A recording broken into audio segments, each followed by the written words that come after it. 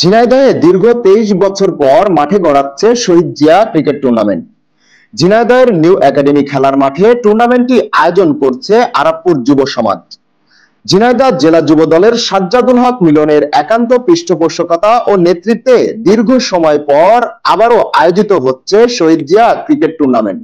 2001 সালে ঝিনাইদহ জেলা বিএনপির সাবেক সভাপতি ও জাতীয় সংসদ সদস্য প্রয়াত আলহাজ মশিউর রহমান আবাদি ফসলের মাঠটিকে আরাপপুর যুব ও ছাত্র সমাজের খেলাধুলার জন্য বরাদ্দ প্রদান করেন।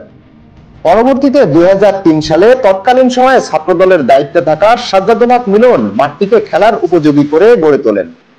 আয়োজিত হয় শহীদ জিয়া ক্রিকেট টুর্নামেন্ট। তারপরে পেরিয়ে গেছে দীর্ঘ সময়।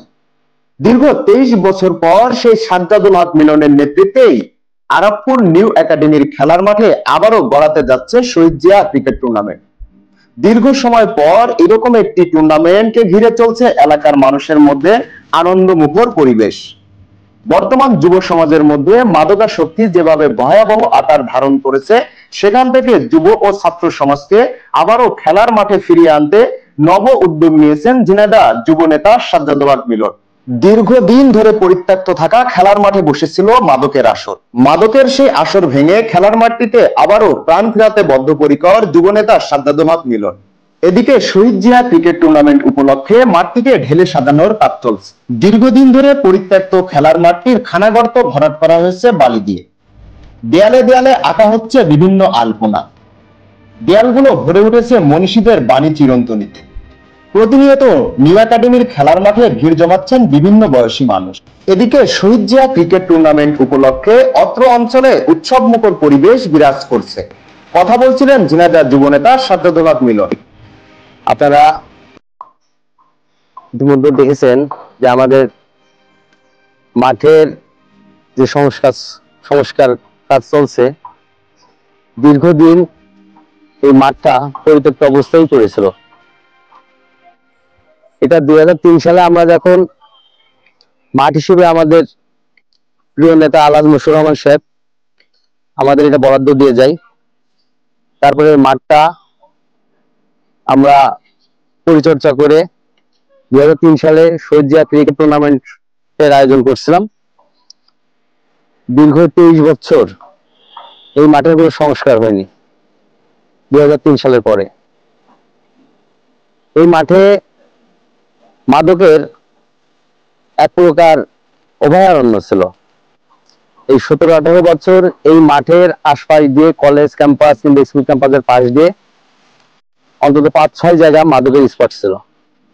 আমরা 5ই আগস্টের পরে আবার পুনরায় মাদক কিভাবে দূর করা যায়, কিভাবে সন্ত্রাস দূর করা যায়, আমরা অত্র এলাকার আরাপপুরের যারা যুব সমাজ আসে আমরা প্রত্যেকের উদ্যোগ নিয়ে এই মাঠ থেকে আমরা মাদক বিতাড়িত করেছি এবং এই মাঠটারে আবার নতুন করে সাজানোর চেষ্টা করছি। এই মাঠটা কিভাবে খেলার উপযুক্ত করা যায়, সুন্দর একটা মাঠ হিসেবে এই আরাপপুরবাসীর উপহার দেওয়া যায়, যুব সমাজের উপহার দেওয়া যায়, যারা খেলাধুলা রেগুলার করে তারা সুন্দরভাবে মাঠে খেলাধুলা করতে পারে। আমরা যারা সিনিয়ররা আছি তারাও যেন আমরা প্রতিনিয়ত এসে মাঠে খেলাধুলা করতে পারি। আমাদের অত্র এলাকার যারা আমাদের মা বোন আছে তারাও সকালবেলা বিকালে এই মাঠে হাঁটাহাঁটি করতে আসে। এই জন্যই এই মাঠটা সুন্দর খেলার উপযুক্ত করে গড়ে তোলার জন্য আমরা সর্বোচ্চ চেষ্টা করছি এবং যারা আমাদের রাজনৈতিক অভিভাবক আছে, স্থানীয় অভিভাবক আছে এবং সরকারি ঊর্ধ্বতন কর্মকর্তারা আছে, ক্রীড়া সংস্থার লোক আছে, তাদেরও দৃষ্টি আকর্ষণ করছি আপনারা এই মাঠটার দিকে নজর দেবেন। আমাদের ঝিনাইদহ সদর পৌরসভার মধ্যে 3টা মাঠ। একটা হলো আমাদের স্টেডিয়াম বিশিষ্ট হামিদুর রহমান, গভর্নমেন্ট কলেজের একটা মাঠ, আর এই আরাপপুর সিটি কলেজ এবং মিয়াগারিম স্কুলের একটা মাঠ। এই 3টা মাঠ কিভাবে সুন্দর পরিচর্যা করে খেলার উপযুক্ত করা যায় আপনারা সেদিকে নজর দেবেন এবং আমরা সর্বোচ্চ চেষ্টা করছি মাঠটা সুন্দর করে সাজানোর।